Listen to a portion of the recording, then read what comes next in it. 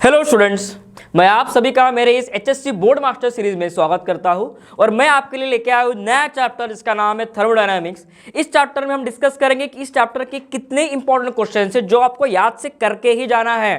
ठीक है, मैं तो चाहूंगा कि आप पूरा चैप्टर पढ़ के जाओ, लेकिन स्टिल अगर लास्ट मोमेंट पे आपको कुछ समझ नहीं रहा होगा कि क्या पॉइंट्स पढ़ना है क्या नहीं और कंफ्यूजन में होगे, तो एटलीस्ट मेरा वीडियो देख के मैं जितने भी पॉइंट्स बताऊंगा और जितने भी टॉपिक बताऊंगा उन टॉपिक्स को अच्छे से पढ़ के जाना। पहली बात, थर्मोडायनामिक्स में सवाल आते हैं 5 मार्क का सवाल आएगा और ऑप्शन के साथ 7 मार्क। ठीक है, ऑप्शन के साथ 7 मार्क और ये सबसे इजी चैप्टर है पूरे फिजिक्स में। अगर देखा जाए तो थर्मोडायनामिक्स सबसे इजी चैप्टर में आता है। क्यों? क्योंकि ये चैप्टर आपका सेम केमिस्ट्री में भी होगा, तो आधे से ज्यादा 70-80% चैप्टर जो है ये सिमिलर है केमिस्ट्री के हिसाब से। ओके, केमिस्ट्री और फिजिक्स में जो है। चलो नेक्स्ट, अब बात करते हैं इस चैप्टर में जितने भी डिस्टिंग्विश है उसे अच्छे से याद करके जाना, क्योंकि डिस्टिंग्विश के पॉइंट याद करना सबसे आसान चीज होती है। अगर आपको ये चैप्टर याद नहीं हो पा रहा होगा तो इस चैप्टर में जितने भी डिस्टिंग्विश पॉइंट्स हैं उन सभी को याद करके जाना। जैसे कि जितने भी प्रोसेस है हमारे पास, आइसोथर्मल प्रोसेस, आइसोबेरिक प्रोसेस, इनका डिफरेंस, आइसोबेरिक प्रोसेस। ठीक है, उसके बाद रिवर्सिबल, इरिवर्सिबल के साथ का प्रोसेस, रिवर्सिबल, रिवर्सिबल, इरिवर्सिबल क्या होता है इसका डिफरेंस करके जाना। ठीक है, आइसोबेरिक, आइसोकोरिक, जितने भी प्रोसेस है ये चैप्टर में उन सभी चैप्टर के डिस्टिंग्विशेस याद करके जाना, ये इंपॉर्टेंट है। और क्योंकि मैं क्यों कह रहा हूं, क्योंकि इससे आपको पूरे पॉइंट याद हो जाते हैं डिस्टिंग्विश के पॉइंट्स पढ़ने से। ठीक है, चलो नेक्स्ट, सबसे पहला टॉपिक जो है, सबसे इंपॉर्टेंट टॉपिक जो है वो है जीरोथ लॉ ही।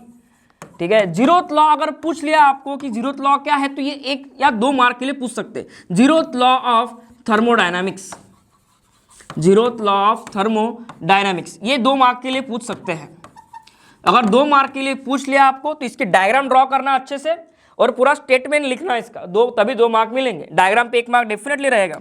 उसके बाद आता है थर्मल इक्विलिब्रियम। बच्चों ये डेफिनेशन याद करके जाना, थर्मल इक्विलिब्रियम, थर्मल इक्विलिब्रियम, ये सबसे इंपॉर्टेंट डेफिनेशन है, इसे याद करके जाना। इस बार चांसेस है कि इस पे सवाल पूछ सकते हैं। देखो लास्ट ईयर जो सवाल पूछा था वो कार्नोट साइकिल पे पूछा था, उस पे आएंगे हम थोड़ी देर के बाद। चलो नेक्स्ट, इसके बाद आपका जो फर्स्ट लॉ ऑफ थर्मोडायनामिक्स है, first law of what, thermodynamics, ये सबसे इंपॉर्टेंट है।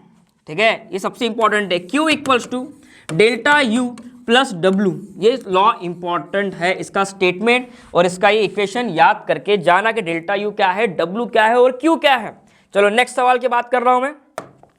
फर्स्ट लॉ ऑफ थर्मोडायनामिक्स हो गया, उसके बाद जितने भी प्रोसेसेस है, जितने भी प्रोसेस है, चलो प्रोसेस से पहले एक वर्क डन का इक्वेशन रह गया अपना, डिराइव एक्सप्रेशन।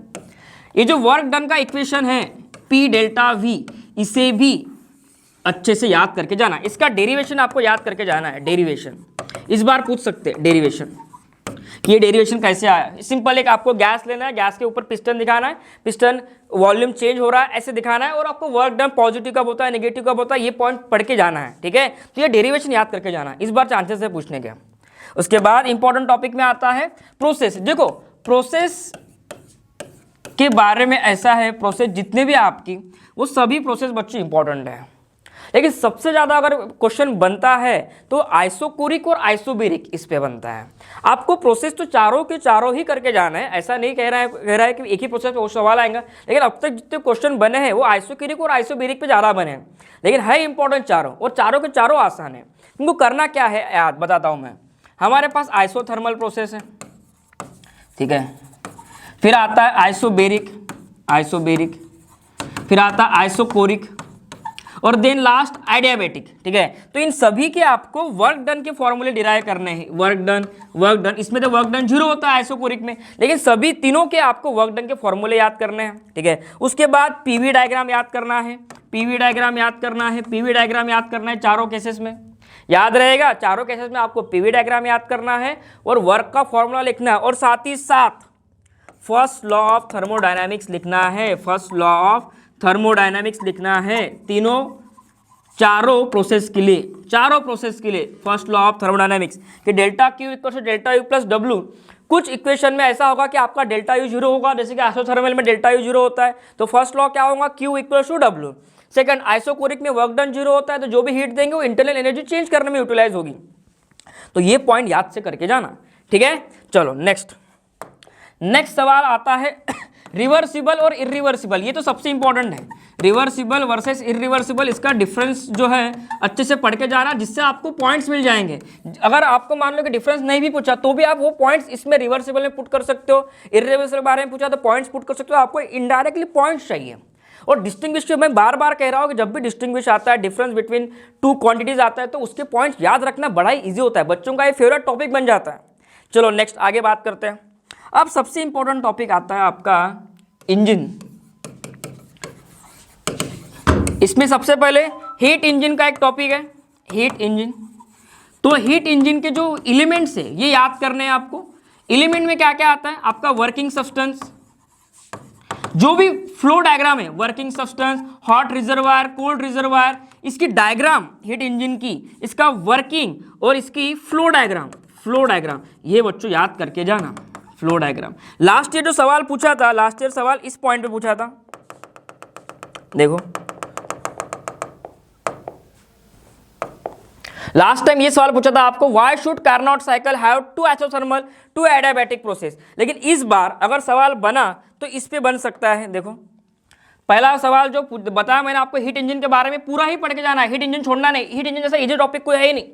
आपको हॉट रिजर्वर क्या है, कोल्ड रिजर्वर क्या है, वर्किंग सब्सटेंस क्या है, यही सब पढ़ना होता है उसमें। और दूसरी इंपॉर्टेंट चीज इफिशिएंसी, ठीक है। रेफ्रिजरेटर के केस में भी फ्लो डायग्राम याद करके जाना है आपको। रेफ्रिजरेटर के केस की बात कर रहा हूं मैं, चलो रेफ्रिजरेटर की बात कर रहा हूं मैं।